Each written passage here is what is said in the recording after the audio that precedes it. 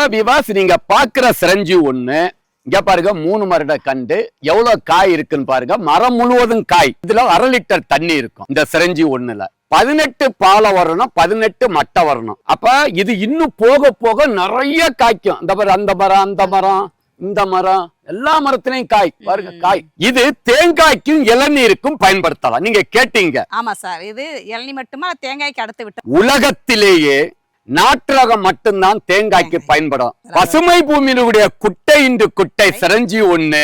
இளநீர் எப்படி இருக்கும் டேஸ்ட்?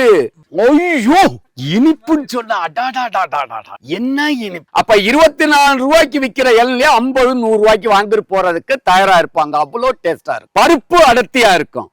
என்னைக்கும் பயன்படுத்தலாம். நீங்க முறையா உரம், குப்பை, சாடி எல்லாம் வச்சா 18 பாலை வரணும், 18 மட்டை வரணும். வருஷத்துக்கு 300 காய்கள் குறையாம காய்.